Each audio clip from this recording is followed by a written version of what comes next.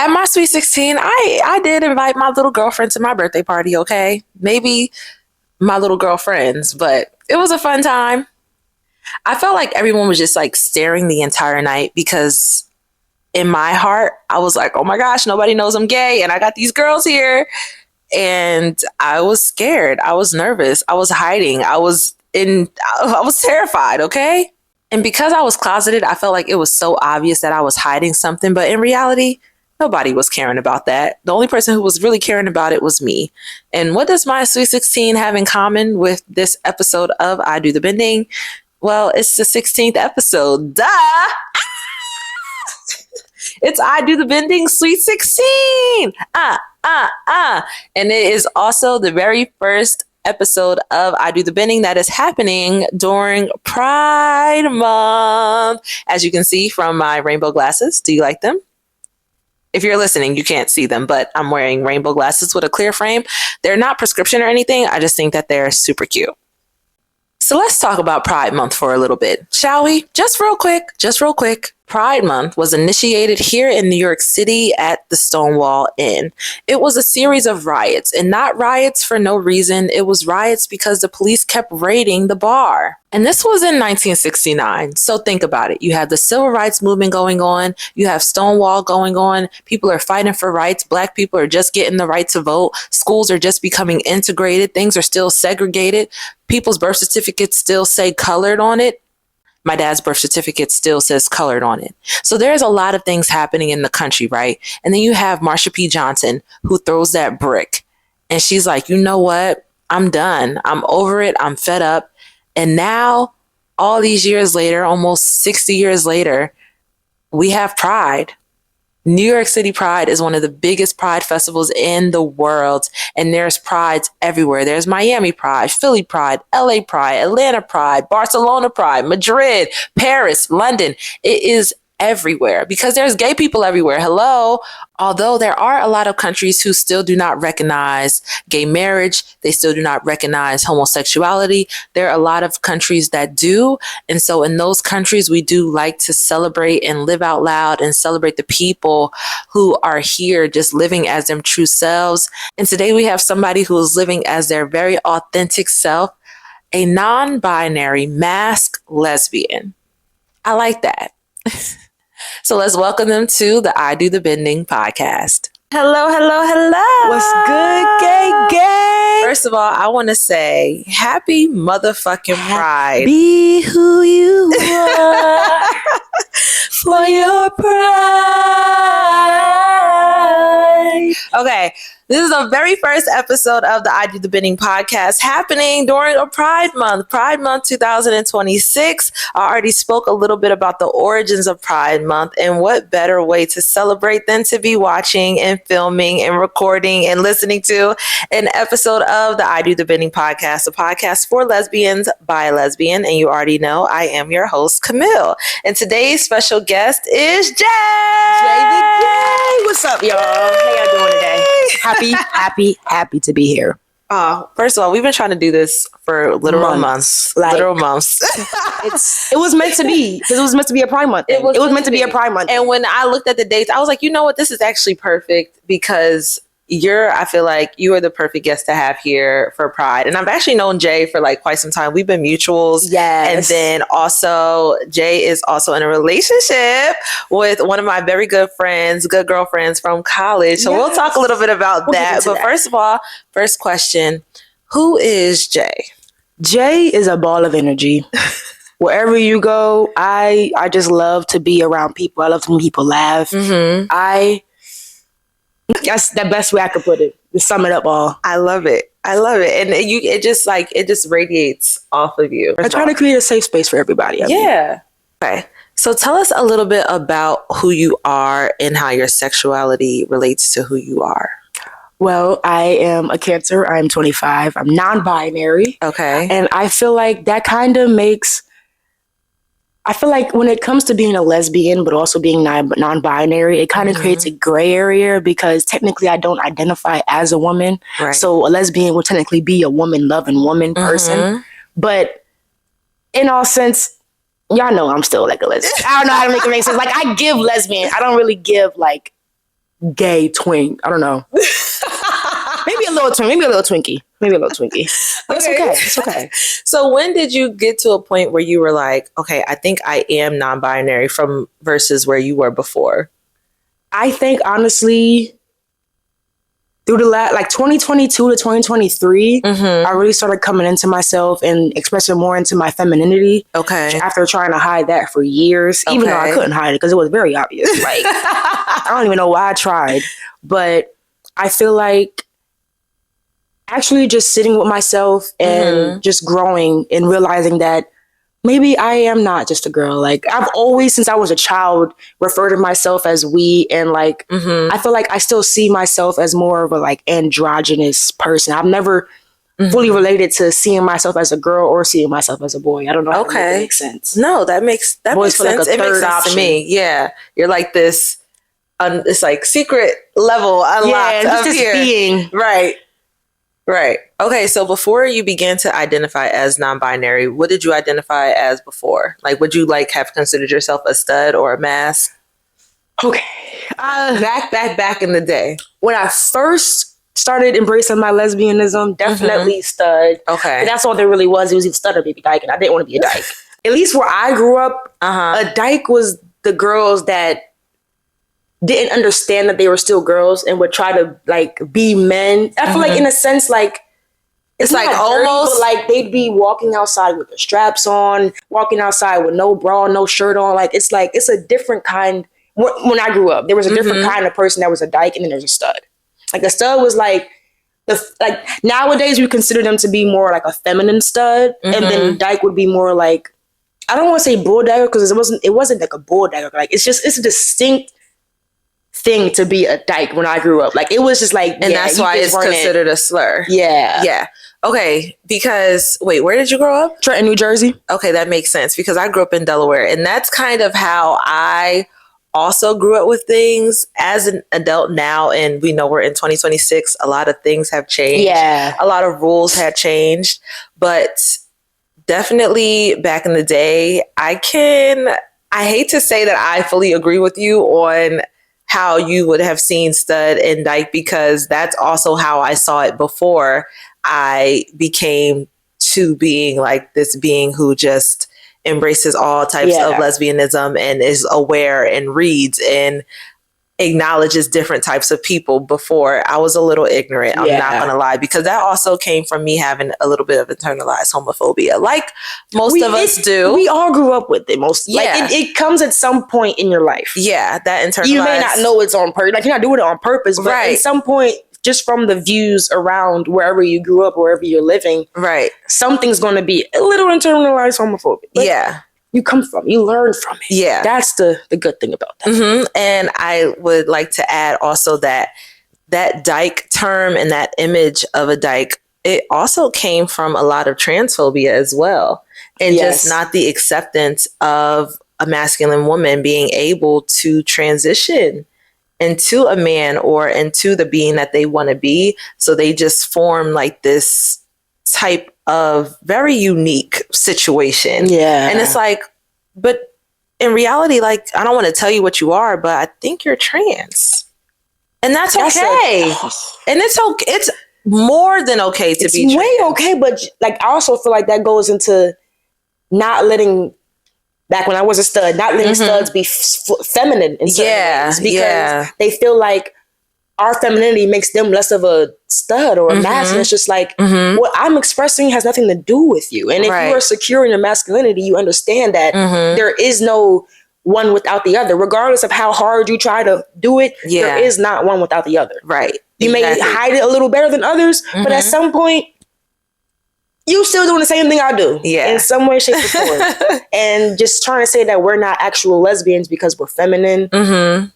I think that maybe you're not in the right path. Like, it's okay. We love you. We embrace you. You don't have to be scared. But that also comes from, because I feel like it's usually the older masculine lesbians, and back then they couldn't be trans. Yeah, they couldn't be trans. They couldn't be super feminine if they did want to still identify as a stud and dress masculine and present the more masculine side of them on a day-to-day basis.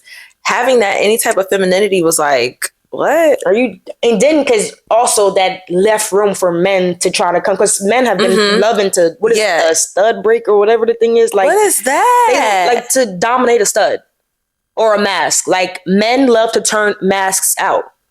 That's like, it's a thing. It's not about actually being attracted to them. It's about emasculating them, basically.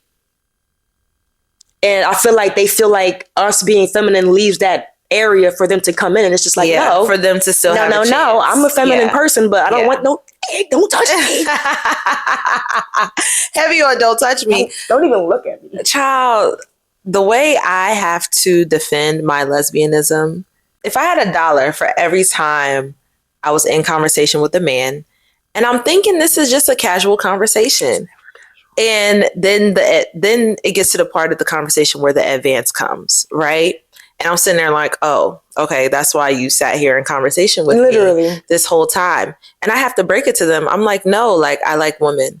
And they're like, what? No, you don't. And they look you ain't never had the right man. Yeah, it's like they look me up and down a little bit, and they're like, they see the dress, they see the makeup, they see the hair, they see if my nails are done or whatever. And they're like, you like girls? And I'm like, because all they expect I'm like, to see honestly, is a masculine person. My friend, the same girl you was dancing with, I already danced with her earlier this evening. So, yes, I like women. You know. And I don't like you.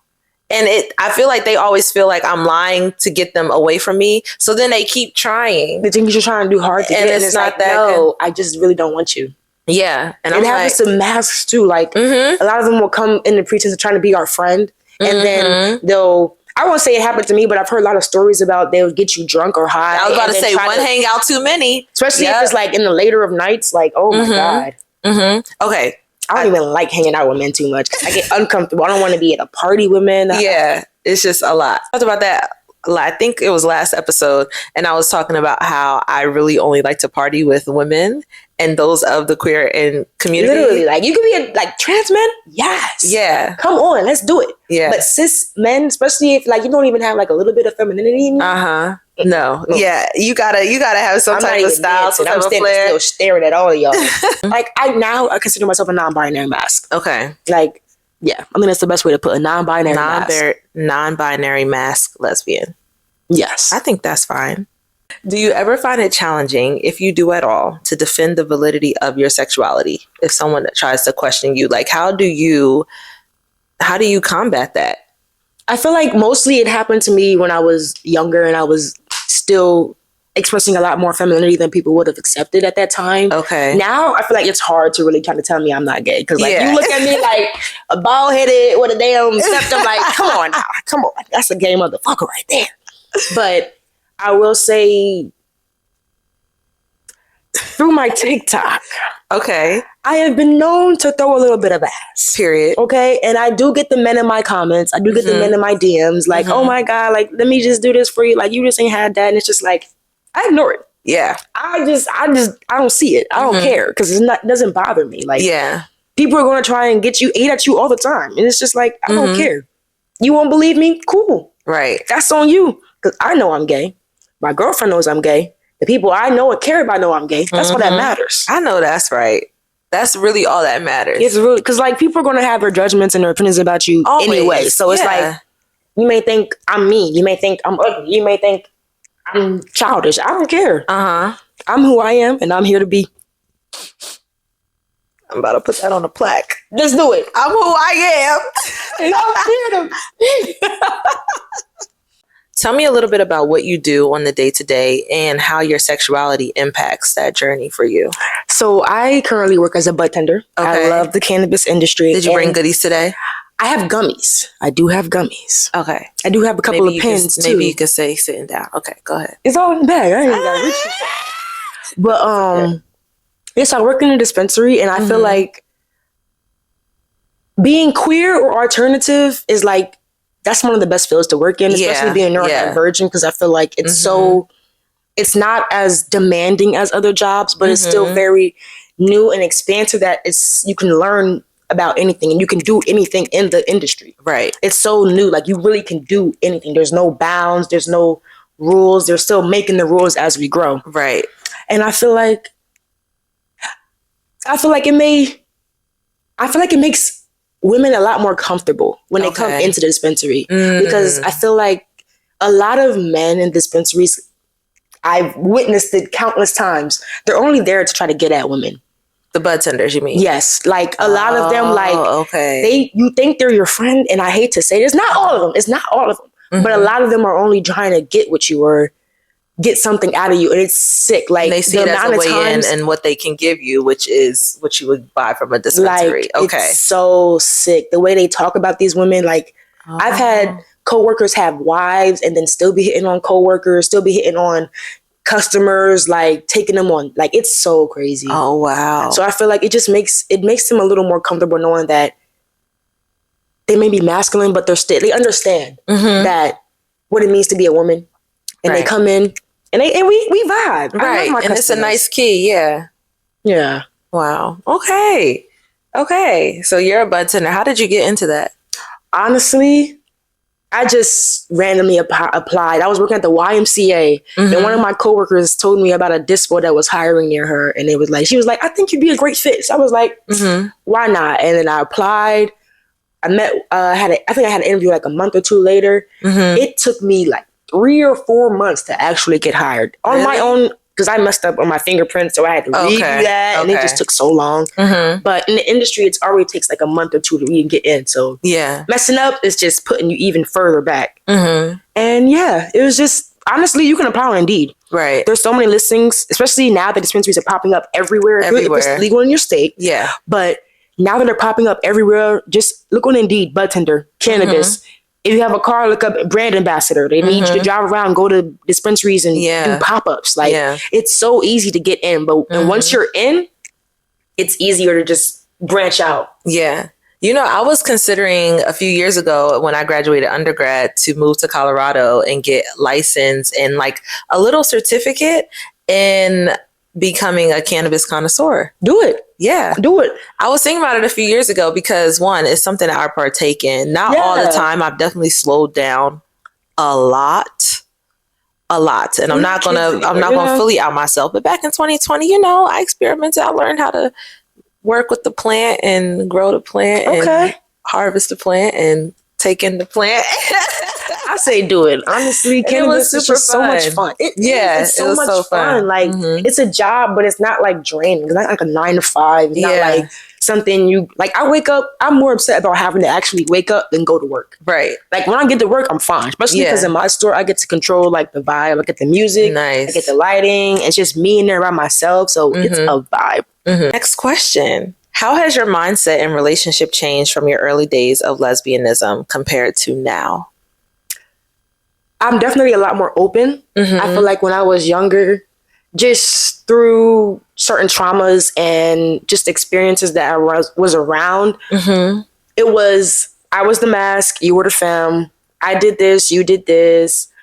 We shouldn't do this. But then like after a while, I started like getting more comfortable and it's just like, okay, yeah, I like this. Like I'm not going to lie. Don't hate me, y'all. Just for like not the fear, but that's no lack of better words, the fear of rejection. I told my first 3 girlfriends they were the first to touch me. I didn't want them to think that I was just out here freaky deaky and whatnot. So you felt like they would have rejected you if you would have told them that they weren't the first girl to touch you? I feel like it would have emasculated me in a sense. Because honestly, most of those are now with men. Okay, you feel like they didn't want to be with a girl. Okay, you feel like they would have seen you as somebody who is not like this super tough macho. Because a lot of them wanted me to be that, and I tried to be that. I really did. Yeah. I mean, you were trying to fit into what you saw, the representation that we saw. Yeah. And that's why representation is important, to let the young girls know who do feel more masculine that it's okay. You can still be a girl, babe. You do not have to try to be the boys who are in your friend group. You don't have to try to be them. Yeah. You can try to be yourself, and it's okay to be that. And so that's why I'm glad we had that representation now. Okay, you can keep going. Like I just understand that a relationship is going to be different for everybody. Like even when it comes to straight relationships, like there's no 2 identical relationships. Yeah. And there's no rules. There are no rules. Like you make up your own rules, and trying to follow rules is how you break up. Right. In a sense, because it's not fitting for you guys. It's not fitting. And now you're thinking, oh my God, we don't do this. And maybe it's just because he's not. No, a relationship is a choice every day. It's not like love is enough, yes, but you also have to choose that person. You have to. Love isn't enough I feel like all the time. it's not, but I feel like you need to at least have the love. Like bare minimum, yes. At bare minimum. Yeah. Because if you don't even have that, it's just like, what are we doing? Like, we're just wasting time. Right. Okay, well, speaking about love, dun, dun, dun. First of all, Jay and their girlfriend are one of probably my favorite couples. First of all, girlfriend, stunning, gorgeous. Yes. I love her down. Also, I need to have her on the show. Love with her. No, really. I need to have her on the show. She does some amazing things. Incredible. Like, she isn't a creative. She works in TV, theater, and film. Period. And the things that she's worked on, like, I'm going to just say name three. She's worked on The Wiz. The Madonna tour. The Wiz, and she worked on Happy Gilmore too. Yeah. That just went out. Like, she's only 25. Yeah. Oh, and I know. She's, like, I've known her. I met her. We were in. Okay, let me tell you a story about how I met Jay's girlfriend. It's just one. It's also just a very small world. Very small. So here we are in college. I was in my sophomore year and she was in her freshman year, but we took the general elective classes just together, like writing and shit like that. And I met her in that class and we worked in a group, and ever since then we've been like locked in. That is like, she has that energy. It's just like, I want to be your friend. You know those people who you will never unfollow on Instagram? That's her. Like, I will always send a happy birthday. I will always send the like. I will always send the comment, because I'm like, girl, first of all, I love you. I love you. I love you. Let's do this again. I'm not over our date. I'm not over our date. No, literally, that's exactly how we are. And maybe we'll have her on the show. We'll see. So tell me about how you guys met. Okay, so we met on TikTok. Okay. You know what I'm saying? The ultimate dating website. Because TikTok is a dating app. It's a dating app. It's not an entertainment. It's entertainment and dating and politics. That's like it's that thing. Woman loving woman hashtag. It's that hashtag WLW. See, that wasn't even. Well, it was kind of. I mean, it was still like the WUH. It wasn't on the WLW yet. It was still on the Willa. Yeah. We met on TikTok. If y'all remember, back in the day, TikTok used to have this feature. If you both followed each other and you like even grazed over their profile, it would send them three hands saying, hey. Yeah, it would. I didn't realize I did that. And she responded to me. So I was like, oh, okay. So I went through her profile. I was like, oh, she is fine. Okay, that. I slid back in the DM. She was like, where you from? And I heard her with that, your dreams. Oh. It was corny. It was corny. But I'm like, look, I ain't playing with you. Look, it got you in. Okay. And so, but then look, it's funny because that was in September. And then like, she was living in North Jersey at the time and I was in South Jersey. So we didn't really like link up for like 2 months. We low-key like just like fell off. Yeah. Okay. Well, pause. Let me explain to the viewers who are not familiar with the geographical landscape of the state of New Jersey. Okay. So you have North Jersey, which is south, just like 10 minutes of New York City. Literally. Okay. So you still get the city-ish vibe, but it's definitely still New Jersey. Yeah. And then you get South Jersey, okay? Country. Which is basically Alabama. Yeah. Okay.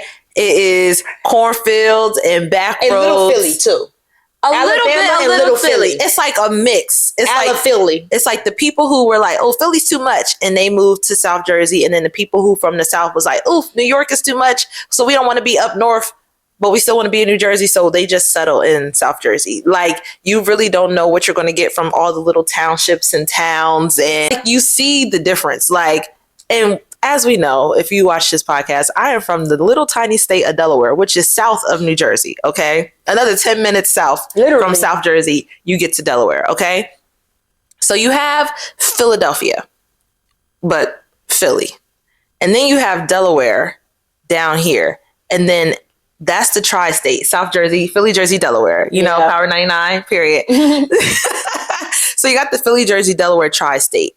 But then as you go up, it's like an invisible line that you can't even really see, but you feel it in your spirit that like you are Dixon. Yeah, that you are not in South Jersey anymore. So being from those two different places, also it can be, depending on what city you're going from, town to town, that could be a nice little 3-hour drive. Literally. And also at the time I was in between jobs and I was in a very like crazy point in my life. I was very manic. It was just like really wasn't meant to be. Micah. Oh, sorry. No, really wasn't meant to be at all. But then it was literally like the day after Halloween. I was just getting back from like a Halloween party or something. And she texted me like, hey, I'll be in South Jersey, because she's originally from Voorhees. Right. So that's even further than where I was from. Yeah. So she was going to be down in South Jersey visiting family. It was like, hey, we should link up. Bet.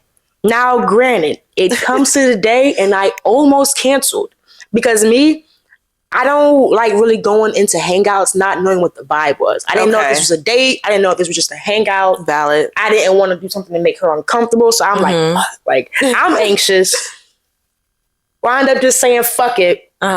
She pulled up, and honestly, since like, because I used to live on a hill, so I'm walking down the hill, see her car, and like she just goes, hey, and I was just like, oh, she is so cute. Boom, we fast forward because we went to go get Chinese food and go sit at this park that was like 30 minutes from me, and just because it had a nice little lake view. Okay. So very South Jersey. Very Roebling, if you know Roebling. So we get to the Chinese restaurant and we order our food, and obviously, because, you know, she asked me, but I'm the Masc, so I'm like, okay, I'm about to put my card down. She's like, what are you doing? No, she goes to put her card down, and I'm like, what are you doing? Because me also got to test the waters if you could handle my energy, because I'm a ball of energy. Like I said that in the beginning. Told us what it was. I have to warn you. I have to test you to see if you can handle it. And she was fine with that. She was like, what you mean? I asked you on a date. Oh. I know that's right. I like it here. And then we get to the thing, and it's funny because we get to the rocks and we're sitting on the rocks, and I thought they didn't give me my food. So I'm sitting there hungry as fuck, not eating. We get back in the car and the fucking food's in the car. But she came around like 4:15 on a Monday. She stayed the whole day, the whole night. And then what did we do? We went to that park, then we went to go smoke with one of my friends. And then we went to this parking garage that's like down the street from where I live. And we just chilled there the whole night. Literally woke up around, well, not woke up because we was just up the whole night talking. Around like 5, we started taking naps. And like, you know it's real when instead of just going home to get in bed, you're in the back seat taking turns on who's laying down. Okay. Like who's laying on whose lap for like, and then like, guess like because I lay down and then my back will get tired. So I'm like, hey, you want to switch? And we like, instead of just going home and going to sleep. And then watch the sunrise, of course. She comes back to my place to smoke one last time and unintentionally meets my dad. Yeah. But ain't nobody special. Sorry. A day later, we did the whole thing over again with the karaoke, and like we've just been locked in since. Like literally, I feel like our first 2 dates we spent like 21 hours together. Yep. I have it in my phone. That's I have it in my notes. Like very lesbian. Very lesbian. We've talked about it before on previous episodes. Lesbian dates and lesbian time is not real. It's not real. Like, it's not real. It's a beautiful thing. I've been on not countless. I don't be just out there dating, but I've been on countless 24-hour dates. And they're always like, I don't expect a first date with a woman to ever be less than 24 hours. Yeah. And if it is, it's like, damn, we just wasn't really. Yeah, then it wasn't really a vibe. It wasn't really a vibe. But I mean, sometimes it is just like statute of limitations. Yeah. But if the first date, if I'm not actively moving things around while we're on the date, well, I mean, I guess those are my younger days too, because now I got my routine. I wake up, gym. I'm actually not going to miss those things for you, random person that I just ate food with. But I mean, definitely in my younger days when I was like more lenient with my own self-discipline, a 24-hour date did it for me every single time. Every time. And literally, like, as we were sitting on my backyard just smoking, I'm like, listen, because people be doing me dirty, y'all. So I had never felt like the feelings for, like, genuinely, because I know people, lesbians say this all the time. I've never felt like this before. I genuinely never felt the genuine care and like kindness that I felt from her in that first date. I was like, listen, I had to tell her, listen, I don't know what you want out of this, but I like you. Okay, I know I'm not trying to scare you. Like, I know, like, you know what I'm saying, but I'm feeling you. Yes. And I would like to continue this. I know that's right. I let her know. And then that night I'm on live with my friend on TikTok, like, yo, that's my wife. I found my wife. I can call my friend right now and ask her, how soon did I tell you I knew I was gonna marry this girl? She was like, the day one you told us when you first got off the date. I knew. And She was so gonna are be those mine. plans in the works? Yeah. Soon. Not soon.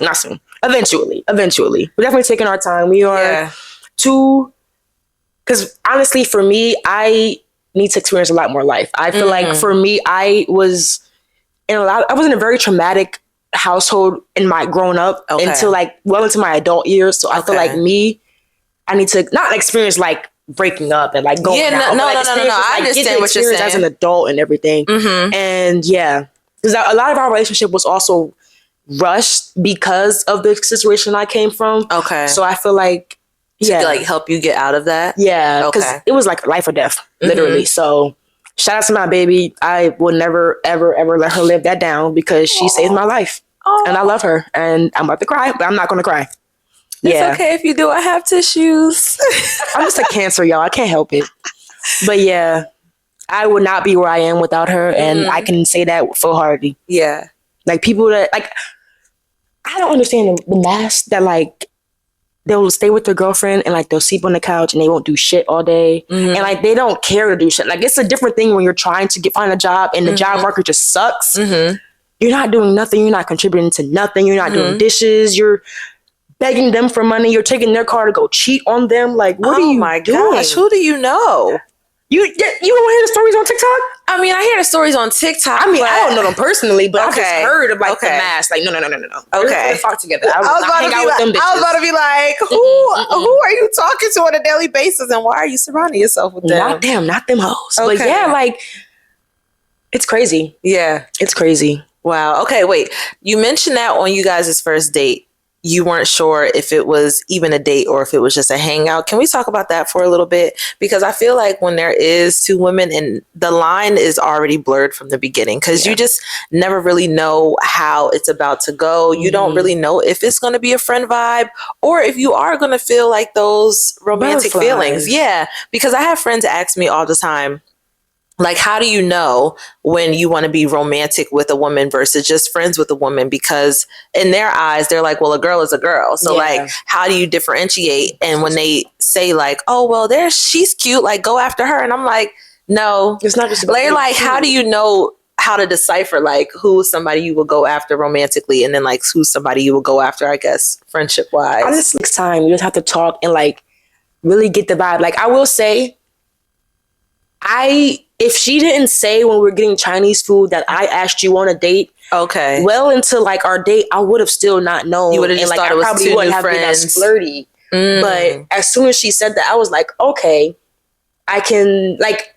It's like a hint you get. Like I don't know, like it's just like a vibe you feel. Like it's different. It's just not like, oh hey girl, like I love to see you today. Like it's like you just feel safe. You just feel warm. You just like, like you feel it's like an energy that radiates. Yeah, it just naturally happens. Like I don't know how to make it make sense. When you have it, you have it. And it could be like even the smallest little thing. Yeah. And you just got it. It could be one little like graze of the hand and you're like, literally. okay. Oh yeah. I know. Like literally, I'll say if it wasn't for her telling me that, when we were smoking in her car, she, you know, the lighter on my lap, so she went and grabbed it. Did a little. Like, all right, yeah. Classic. We in that classic move. Right, classic move. You know what I've done sometimes? I'll like, if we're sitting there, for me to be able to like feel the vibe, I'll like lay my hand on her leg maybe, or on the person's leg. And I'm like, I asked this to one girl sometime, and I felt like such like a boss bitch. Okay, what you say? I was like, I said, is this okay? Yeah, that's fine. She looked at me, she said, yeah. I like it. I said, I know that's motherfucking. Period. Because me, I will not make the first move. Yeah, it's hard. Because I don't want to be creepy. Yes. I feel like it seemed like you're only there for that one reason. Yes. Like it's not that. Like we can talk and chill and vibe all day. Like that's fine. Yeah. But I want you to know I like you. Right. But I don't want you to think I'm creepy. I don't want you to think I'm like fiending. Like I'm not. But you're cute. So like fuck. And I do want you, but like Jesus Christ. This is a lot.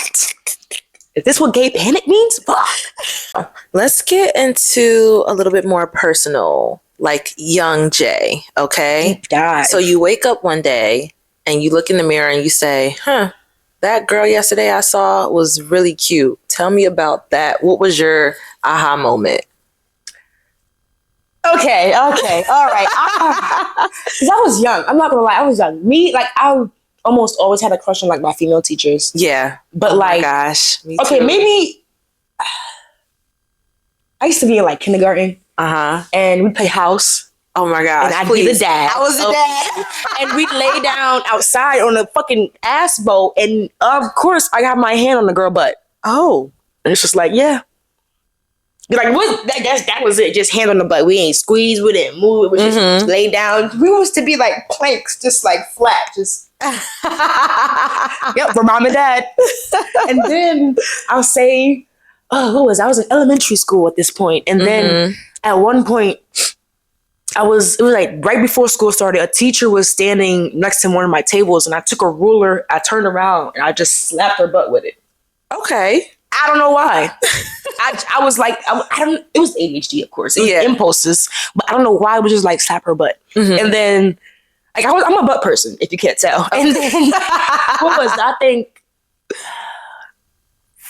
Not fifth or sixth grade, or really just in general. Like I'd always find the cutest girl in class, try to be her friend. Always look who had the biggest butt in class. Yeah, and then when I got to like fifth and sixth grade, we used to play this game called. It was either booty tag or they used to do this thing called breaking, where like they would come behind you and hump you. Oh my gosh, we were some fast y'all. They were some fast as little kids. But yeah, and I was always on the boys' team. I was always breaking the girls. Like, yeah, it was there. It was written in the cards. And I tried my hardest to not say I was gay. Like, what do you mean? I tried to be bi. Didn't have not one boyfriend. Didn't kiss not one boy. But I was bisexual. Okay. All right. But then literally 8th grade, I was like, yep, I'm gay. Because they at that point, I couldn't hide it. Yeah, I was about to say, is that when you started to present more masculine? Yeah. Yeah. I will say I was in like, it really wasn't like I was in it.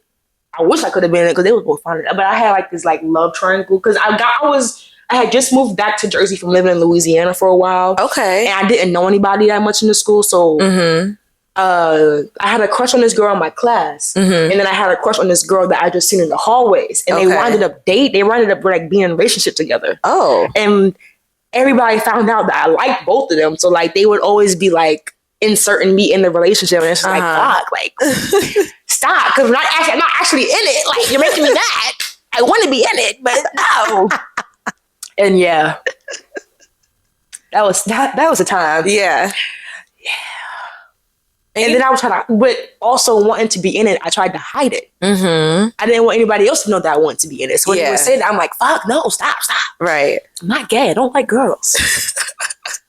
That was me. I was denied. And I don't know how many times my friends had to coordinate group hangouts with groups of boys. So it would be like maybe like the 4 or 5 of us. And then they would be like, oh, we going over there with like Kira and them. And I'm like, why? Oh, and I know I always say that I've never had a boyfriend. And that is true. I've never formally had a boyfriend, but I have a confession. Confession. When I was in the 7th grade, I was trying so hard to prove that I wasn't gay. So I posted a YouTube video and I found a boy that I convinced myself that I had a crush on.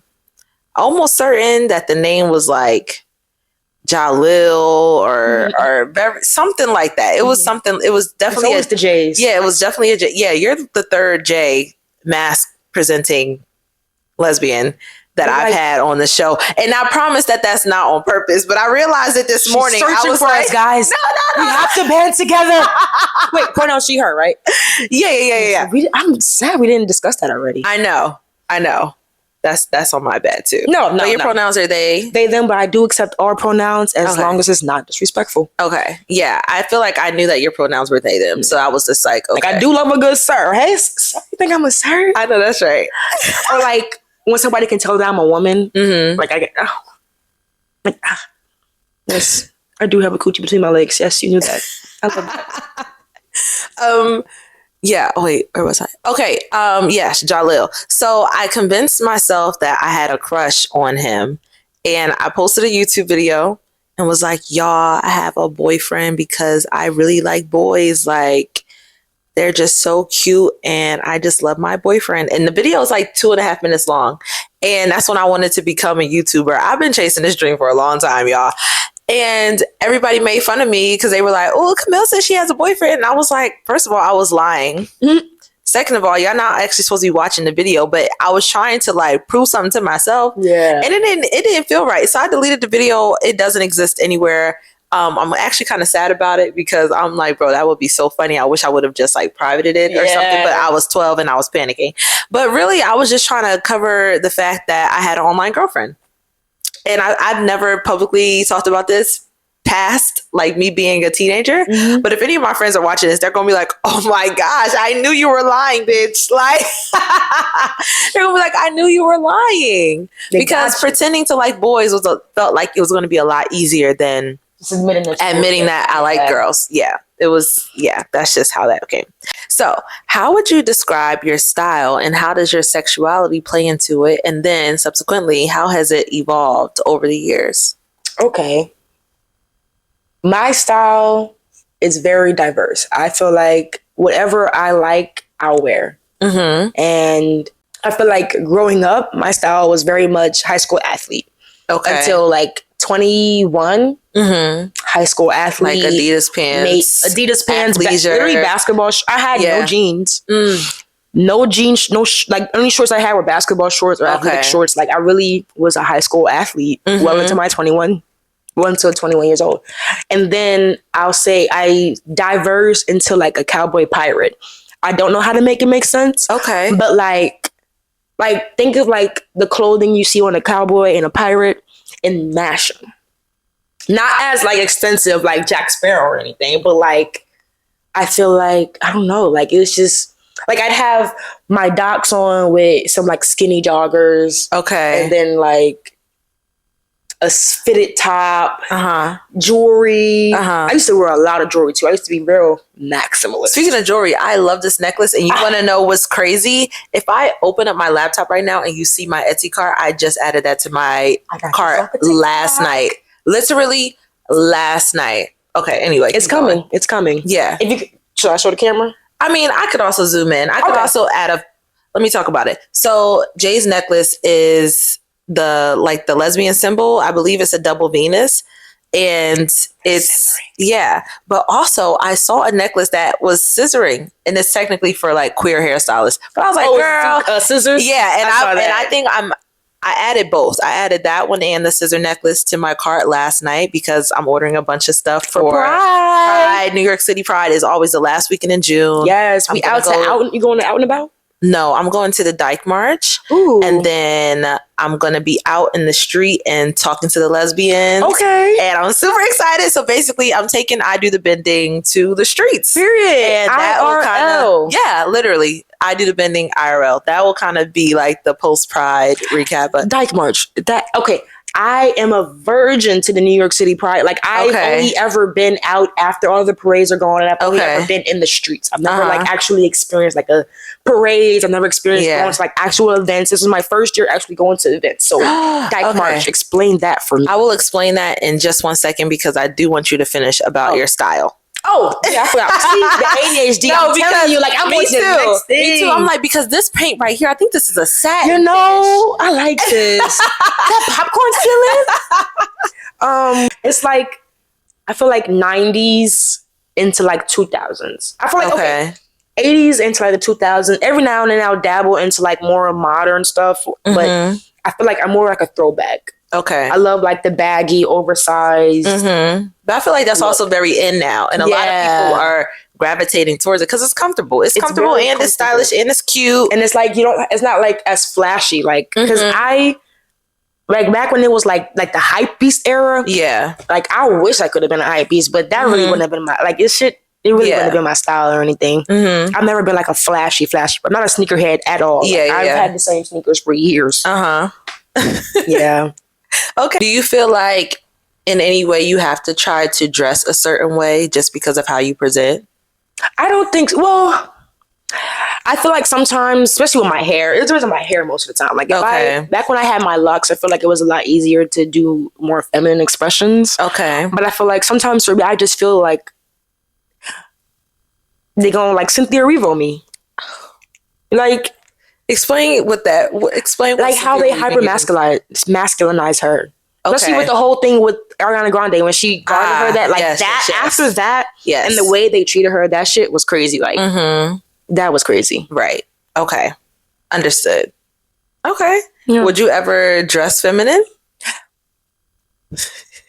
Randomly. Okay. Like the other day, like I had my girlfriend put makeup on me. Like, if she want to ever like doll me up and everything, I'll definitely do it. But going out in femme is a lot different than just getting femmed up. I feel like I've only gone out, I'll say full femme one time, like back in 2022. But I don't know. It just, because I'll be femme, but in my mind, I'm still presenting Masc. So like, it's like I forget that I'm femme, and then I'm like, and now you man spreading. And I look in the mirror, I'm like, oh my god, why am I looking like this? So yeah, like I don't know, but like I wear a crop top. I wear a crop top all day. I mean, yeah, we love crop tops. You know, yeah, good crop top. Good crop top. Okay, so let's talk about Pride. That's what you're talking about. Yes, the Dyke March. Yes, the Dyke March. So the Dyke March, from my understanding, this will be my first year going as well. And it's always the Saturday. So Pride is the whole weekend. So the Dyke March is always the Saturday. So what the Dyke March is basically a march from Brooklyn, not too sure where in Brooklyn, but it marches up to Washington Square Park, Stonewall, that whole situation. That's a walk. Yeah, it's a nice walk, but that's in Lower Manhattan-ish. So it's not that far. Like it's not. I have no idea what New York City. It might be like, I don't know, just a guesstimate, maybe like 4 or 5 miles. But then walking with a group of people, it's New York. I can walk that going. Yeah, I can walk that in an hour and a half. Like it's very easy. She having fun. Yeah, in the vibe. It's going to be over by the time you even realize it. Yeah. So if you're watching this and you happen to be in New York on, I believe it's June 27th. Come and meet me, Washington Square Park, for the Dyke March. I'll be out there. I Do the Bending will be out there. Me and my brand new co-producer will be out in the streets, because y'all know I've been doing this all by myself, but now I got a team. Period. Congratulations. Thanks. This podcast is really growing. It's really doing big things, and I'm so excited. And that's why we have rainbow glasses on today, because I'm like, I almost got my rainbow hat, and I forgot it. I have like a cowboy hat with sequin rainbow on it. Oh, okay. So you have to pull that out at Pride. Oh, definitely. So why haven't you ever done any Pride events? So growing up, it just really wasn't a thing for me. And me also growing up, I'm not going anywhere by myself. I really didn't have many friends. So I feel like I went to Pride 2022 because I had a best friend at the time. We still went late and we missed like most of the stuff. But, and then that was the one time where they thought they were shooting in Washington Square Park. I know exactly what you're talking about. Yes. I got there late and then we left right away. So like, I really didn't experience anything. And then the next year I went with my girlfriend, and I say like, I wound up still going late, but like I walked around and I like communed with the people in there. Yeah. But that was just like it was still like very new in our relationship. It was like a couple months in our relationship and everything. But I don't know, it just really didn't, because I wound up meeting her out there. We didn't go together. And then we lost her keys. It was a lot. And then the last couple of years, the year after that, I was helping them move, so we didn't go. And then last year, I think I wound up having work or something. So like, I just didn't go. So this year I'm off. Now is the time. I'm going. Yes. I'm going. I will be at the Out and About on the 26th and the 28th. Yeah, come see me, y'all. We outside. What is the Out and About? Out and About is, honestly, I was put on by my friend. It's just like this like gay scene. Like they have like a party almost every month. They literally just had something, what was it? I don't think it was Memorial Day, but they had something last May, and they had a wet t-shirt contest, and I was in it, and I won. Yeah. That's my first time ever doing anything like that. I literally was like, I asked my girlfriend, like, should I do this? She's like, why not? If you want to, go ahead. I'm like, but like, why? Like, I'm scared. And literally, if y'all was there, y'all know I was scared up until I did it, and then right after I was freezing my ass off. But you got to do things scared. You got to. Just push yourself. Do things scared. That's when you have the most fun. That's when you have the most fun. But yeah, Out and About, it's just like, it's run, I think, by Julia, and I want to say Izzy, but I can't be mistaken. And they just throw like these queer events every month. It's usually Actually, I don't know where it's usually at because I've only been to like 3 or 4. Mm-hmm. And I've only went with other people, so I never had to worry about where the location was. Okay. So yeah, but it's a cool vibe. It's actually a great vibe. It's very diverse. Mm-hmm. They usually, I don't know if you know Zubiana. Yes, She usually DJs. She usually DJs. We love Zubi. Yeah. Zubiana usually DJs also the Aurorian parties. Yeah. Have you ever been to one of those? Aurorian party so bad. Oh, there's so many queer collectives, I feel like, here and popping up here. Even just in the Bronx, you have soft spaces and you have the queer club.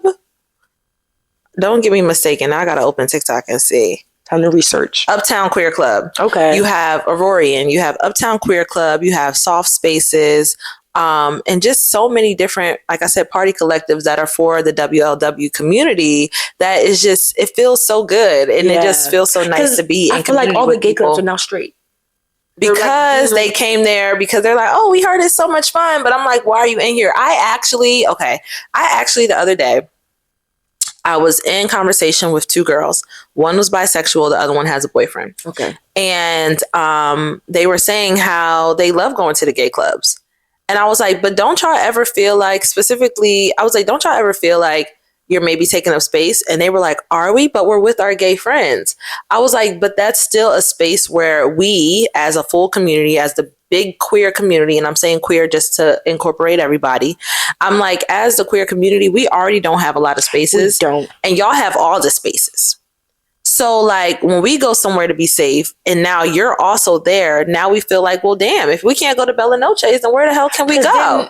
It's not just, oh, you're with your gay friend, because then you're telling your other friends about this club you went to, and now you're all bringing them, and now the men heard that there's women over here, and they don't care if they're gay. If there's women, men are going to go. Yeah, exactly. Like, and now nobody's dancing because everybody's just uncomfortable. People are being harassed. People can't be who they want to be. Yeah. Like, I feel like it was something, I forgot what event it was. It was something the other while ago where people were just being harassed by straight people, and the gay scene is just like, why are you here?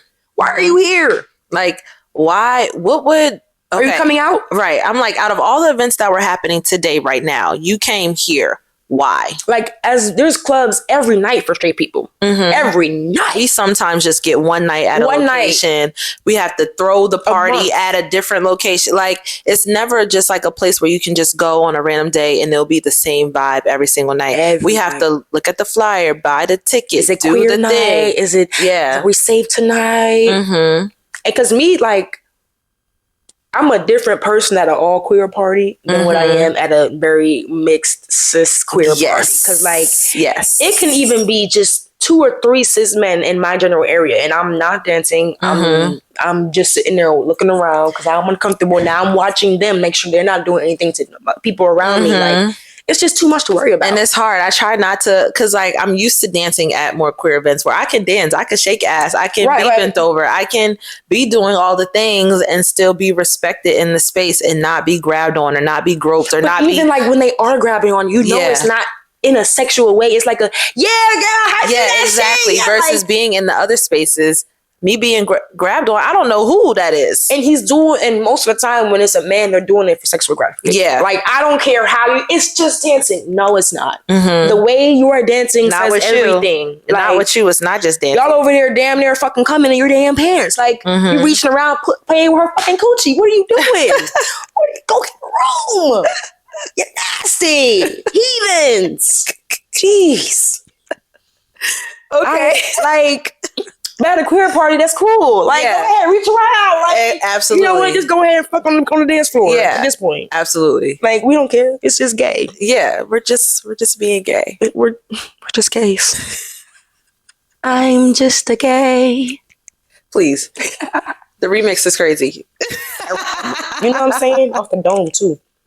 Okay, so we have a few more questions left before we head on into our speed round, and then that will be the end of our very first episode of this Pride season. So, what advice would you give to somebody who feels like they're struggling to come out to themselves, their family, their friends? And take your time. There's no rush on it. There's no time limit on it. Whenever you're ready is when you're ready. And honestly, you don't have to tell everybody. No. You don't have to tell your family. If you feel like it would change the way they see you, it would change certain things, you don't have to tell them. Mm-hmm. And I know it may be harder to hide it, but if you're safer hiding it, please be safe and hide it. I'd rather you be safe and hide it than tell them and then be kicked out on the street, disowned by your family, that you have nothing, and then you're turning to the wrong things. Mm-hmm. And just be who you are. Like, I promise you, trying to be who you're not. And I don't mean that in the sense of hiding it from like your certain family. I mean like trying to just be who you're not. Whether that's personality, whether that's sexuality, it's not going to last.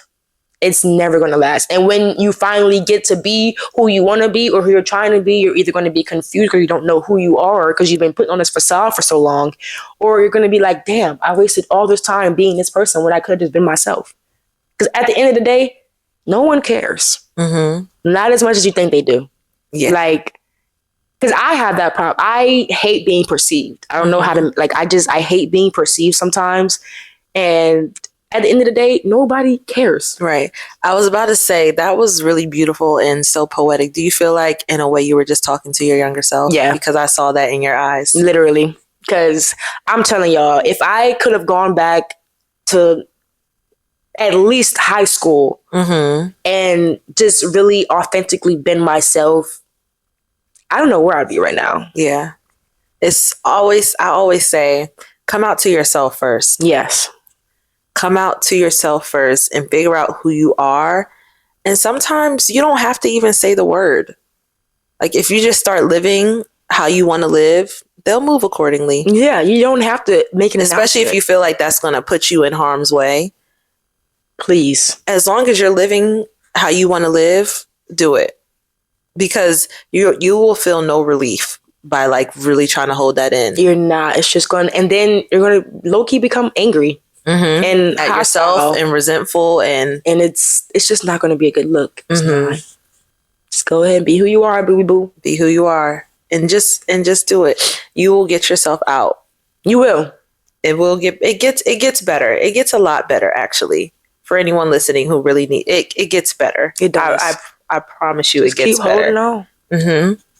And there'll be challenges every day. Everybody goes through shit. Life is not easy for nobody, no matter how much they put on social media, how great you may seem. I promise you, after that video ends, they're back somewhere crying because of some argument. They're crying because their car just got totaled. They're crying because they just lost all their money.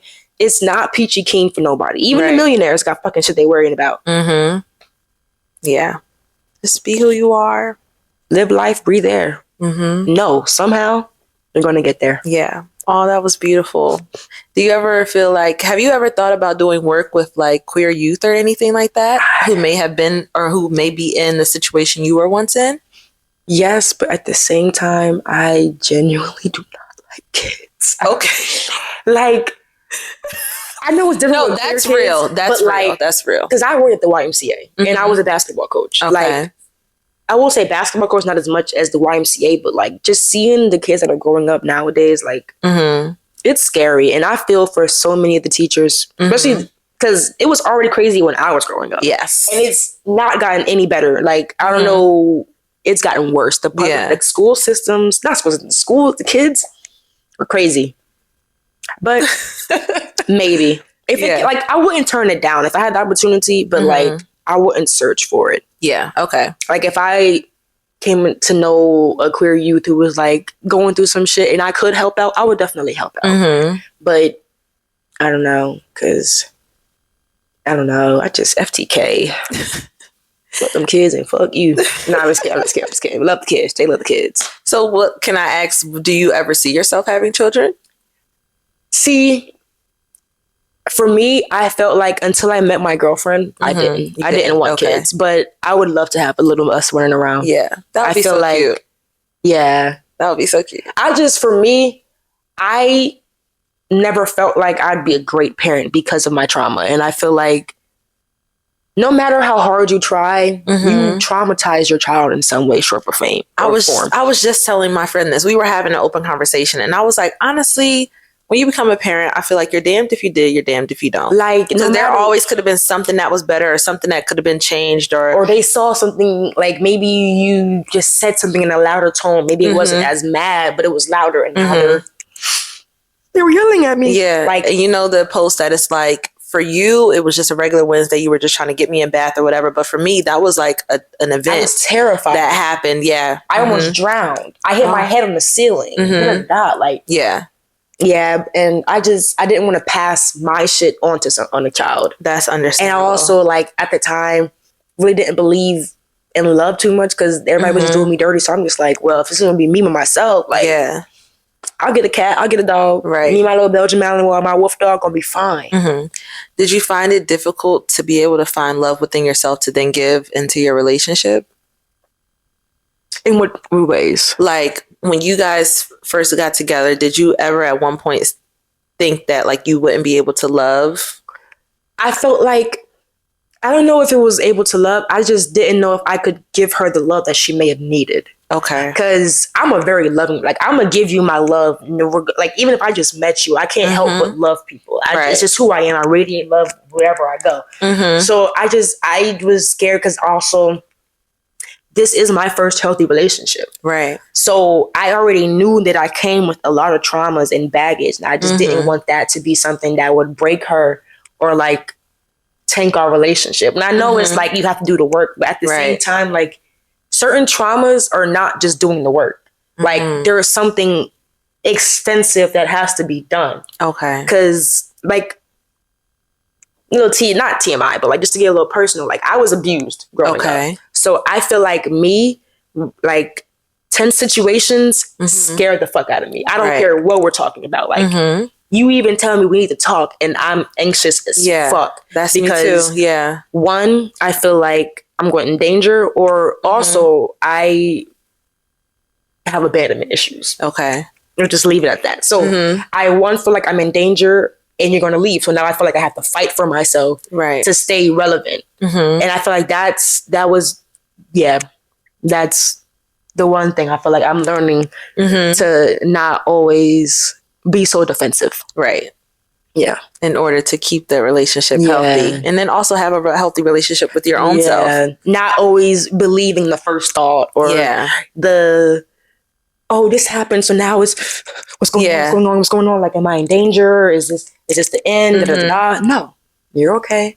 It's just an argument. It's just a conversation. It's just a conversation. This is not an attack on you. You're talking about the things to then work through the things. Yes. It's not always the end. Like, they're telling you this because they want to be with you. Not because they're like, well, this is strike 2. This is strike 3. I had to learn that. Yeah. It's hard to keep the discipline within yourself, to keep yourself on the path of, like, okay, we are just doing just this one thing and this is not going to be the end all be all. Yeah. It takes a lot of discipline to, like, keep your eyes focused on what is happening right then and there. And also not hyper fixating on things that haven't happened yet. Literally. Because you're like, I'm scared they're going to leave. I'm like, well, they haven't. Like, so how are you scared of something that hasn't happened? And they're still here. Yeah. And that's what I'm like, tell myself, like, what are you? Come on, bro. Yeah, come on, come on. Shut the fuck up with that bullshit. Yeah, like, lock in. Like, come on, bro. Well, thank you so much for sharing. Yeah. Thank you so much. That we have to get a little personal there, you know? Yeah. Yeah. That was beautiful. It's just like the growth that you see within yourself. Yeah. You know? And even, like, in another 5 years from now, you could come back and look at this episode and be like, damn. Like, be like, damn. Like, I don't even worry about that no more. Like, that's not even a thought. And it's just a beautiful thing to know. Even yourself 5 years ago. Ooh, Jay 5 years ago, you couldn't do shit to me. Yeah. Because that was it. That was it. Yeah. My mind bet it's over. All right, I'm not on to the next, but, like, I'm just waiting for you to go ahead and end it.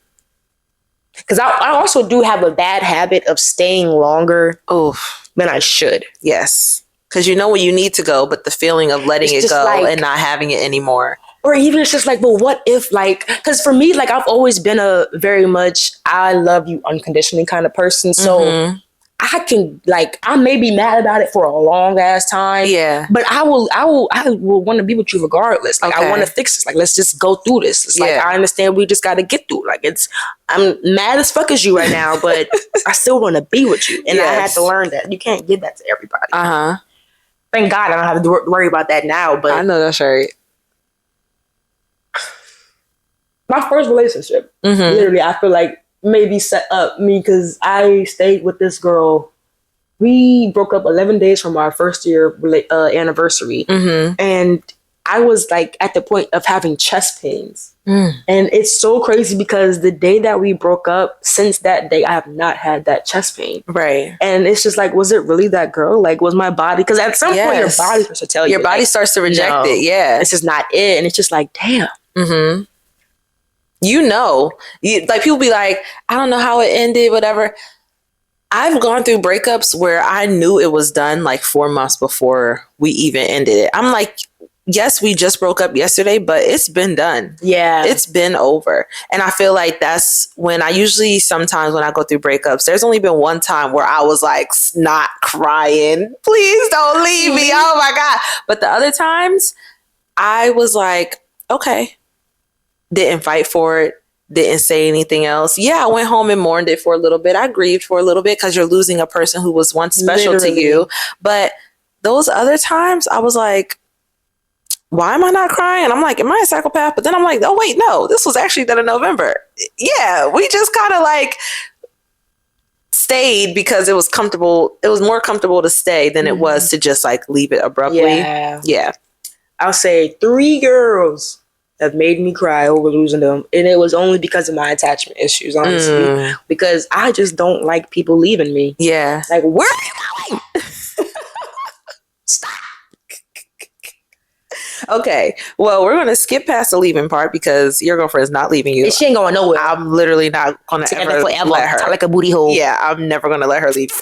Okay. So I would like to say, if you could give any pointers or tips for those who are either newly in a relationship or want to be in a relationship, on 1, how to keep your girl happy, but 2, what are some things that you do to make her feel special, or things that she does to make you feel special? And then maybe someone could adopt that into their own relationship or whatever. Okay. Keep your girl happy. Honestly, value the little things. Value the little moments you have. Like, make every moment memorable. And just enjoy your time together. It's there's no rules to how a relationship is supposed to be. Yep. Find your flow and flow with it. Don't let anybody else tell you anything else. Like, don't look out to your friends. Like, I know it's easy to want to look for advice when it comes to your relationship, but that is the time to turn to your relationship. Yeah. Because at the end of the day, they're going to see the relationship in a different light because of what they would do in their relationship. But it's not their relationship. It's your relationship. So you have to be able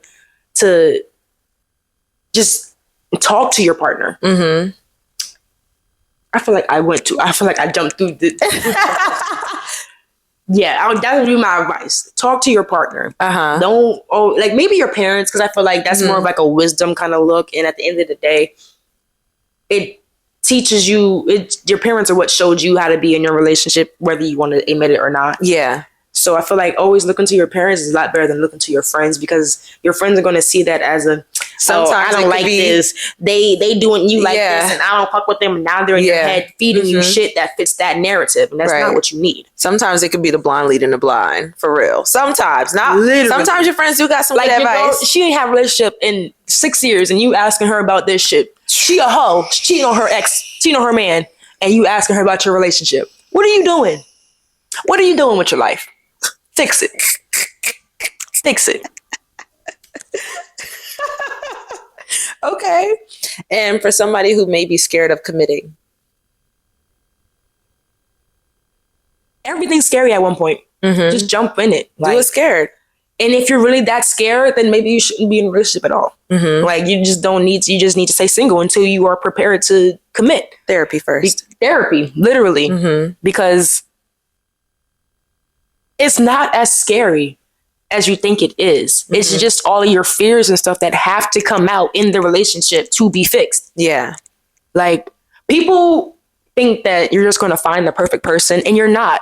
Nobody is perfect for you. They may knock off 9 out of 10 things, but that last thing, now you're searching for somebody else, and you're not going to find it. Yeah. You have to, a relationship is a choice every day. You have to choose to be with that person. You find somebody that's worth it to go through life with, and you go through life with them. Yeah. Life has ups and downs. Right. Y'all may be broke. Y'all may be homeless. Y'all may be rich, hit the millions. Like, it's about choosing your partner daily. Right.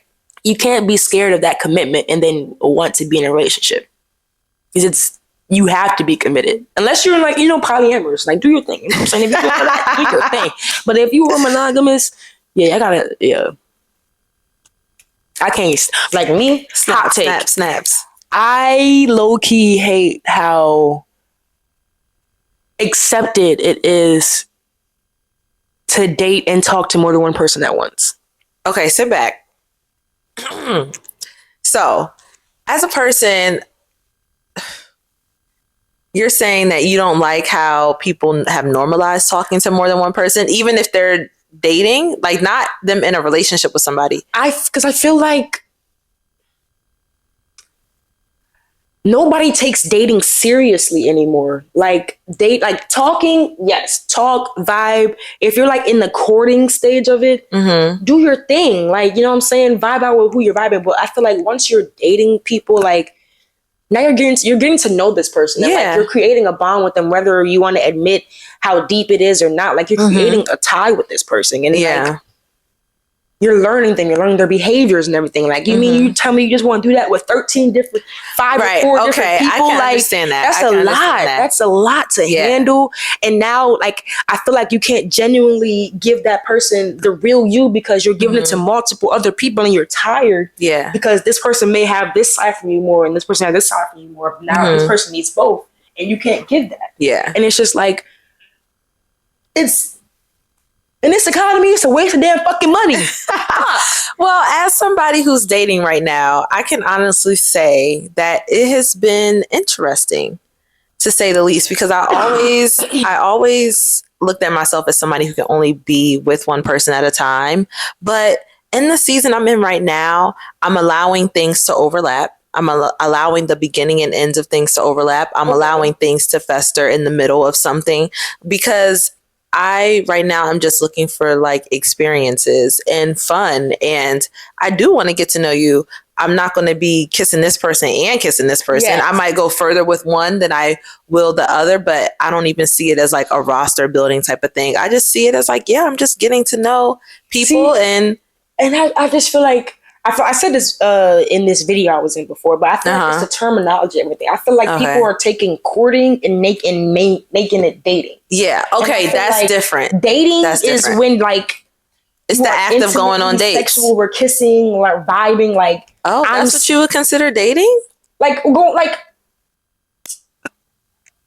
an extent, because like I will say like while you're courting, you do kiss, you vibe out. But I feel like when I'm like intimately with you, I'm not doing that with nobody else. Yeah, I agree with that. But I feel like dating is literally what it is. It's just the act of going out on dates. Simple. I feel like it's courting for me. I feel like trying to get you to that point of where we're dating. Okay, I feel like dating comes before courting. You feel like that? Because you go on the act, you're doing the act of going on dates. I feel like when I'm going on dates with somebody, I might do like the whole flowers and things, but I feel like it's more casual.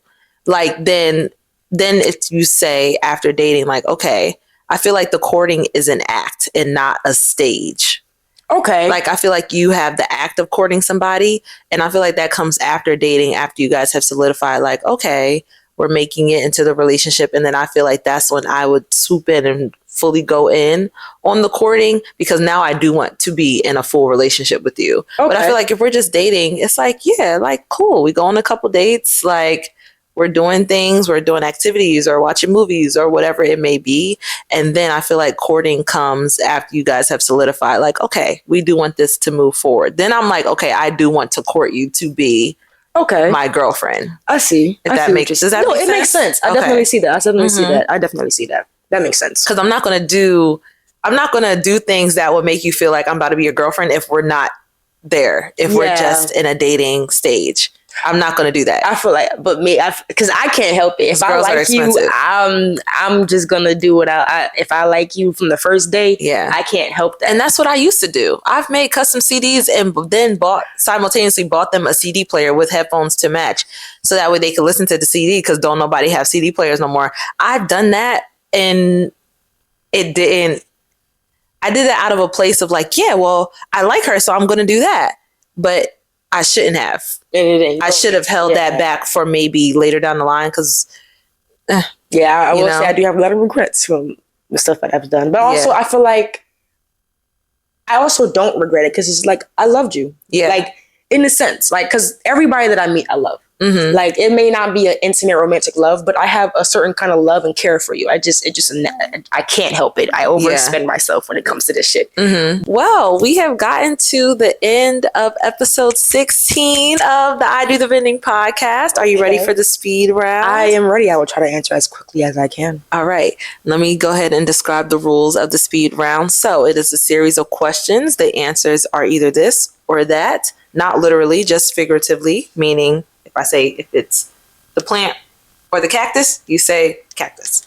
Got it? Cactus. Okay. Answer as fast as you can. If there are any caveats or anything that you want to expand on, please expand because I'm nosy. All right. And I love hearing people's thoughts, options, opinions, concerns. All right? I'm ready. All right. Here we go.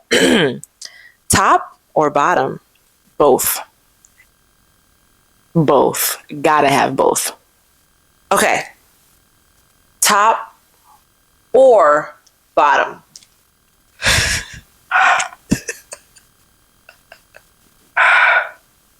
Bottom. Okay. Masc or femme? Masc. Okay. PDA or stay private? PDA. Okay. U-hauling or slow burning? I love a good U-haul, but I did slow burn. I did a mix of both, I'm not gonna lie. I'm gonna go U-haul. U-haul? Okay. You're the first person to openly admit that they... We all do it. Like, stop trying to hide it. Stop lying. Like, come on now. All right. Strap or fingers? Passionate fingers. Fucking strap. Strap or fingers? Fingers. Fingers? Okay. Okay. I want you to expand on that in just a second. Dating apps or IRL? Dating apps, because I suck in IRL. I will not come up to you. Okay. And monogamous or poly? Monogamous, all the way. Okay. Here, I feel like we knew the answer to that question already. Ain't coming to this one, y'all. Get your own. Okay. Let's go back to the strap or fingers because I feel like, because if we're going like we're passionate, I feel like fingers are more like into it. Like, it's more like I'm in the moment. I feel the same way. Okay. But strap is like, if we're fucking, we're fucking. It's like...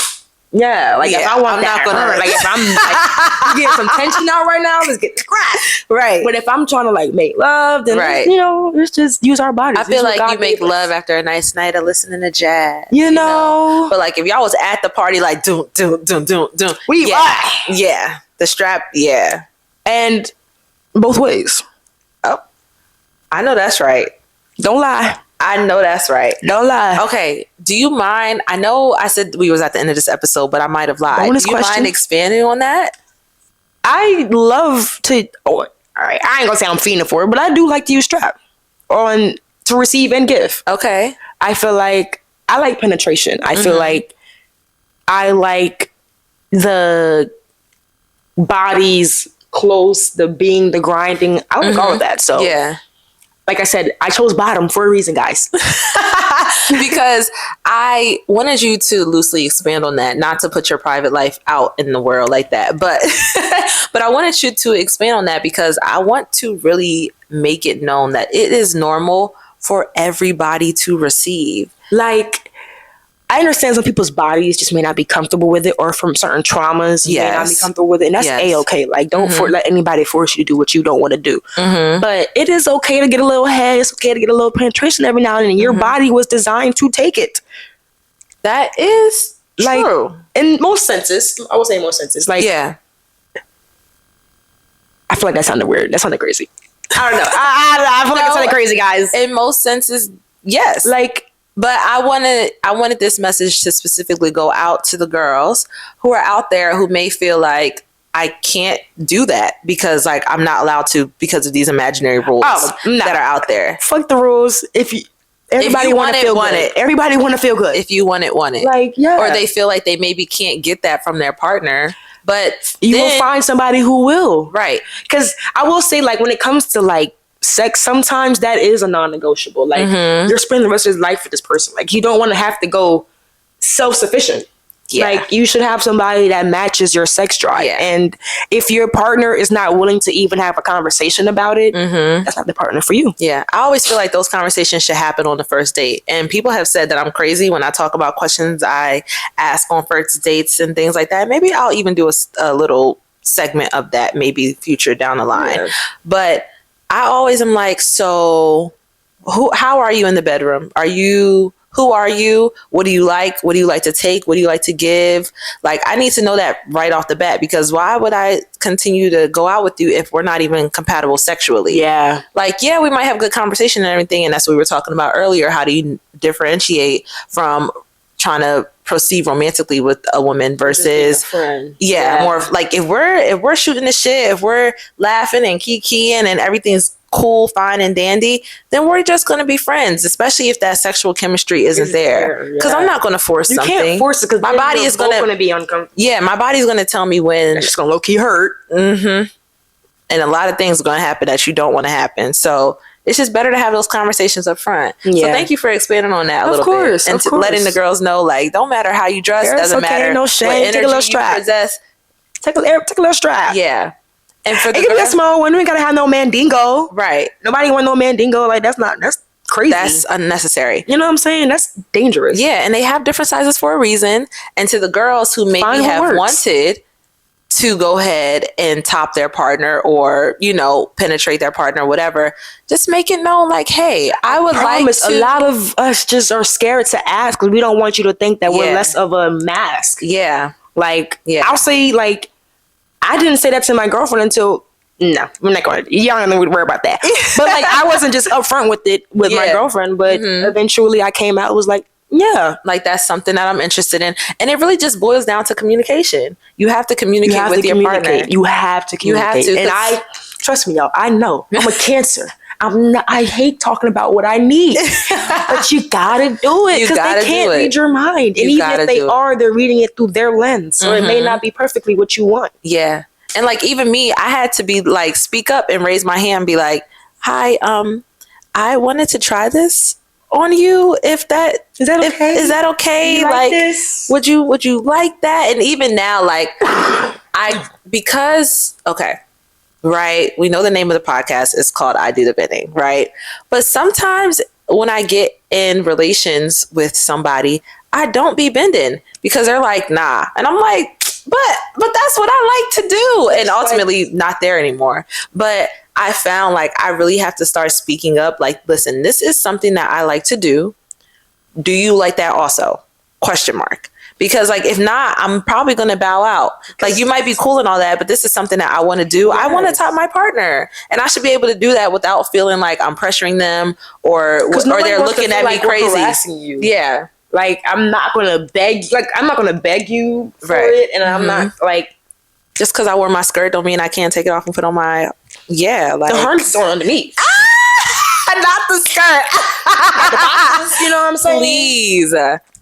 That would be tea if somebody wore the harness and then like put like a low rise skirt or something. Imagine like your girl coming home skirt, but instead of underwear, she's got the strap on, the harness. That'd be funny.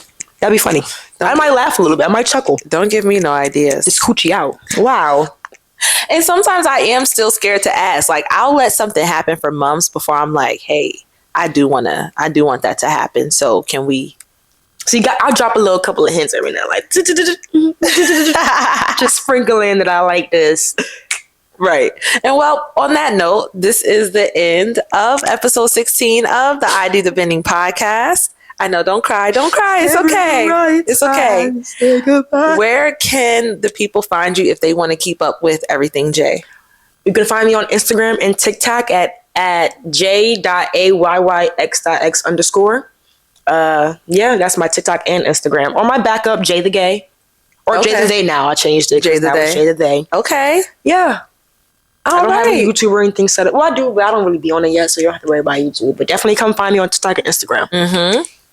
All right. So I want to thank you so much for being here. Thank you for having me. This was a pleasure. I'm glad we finally got together. I know. No, like this was great. Really has been in the works I wanted them on my podcast months ago, but the schedule just wasn't there. Like it wasn't aligning. I was like, you know what you doing today?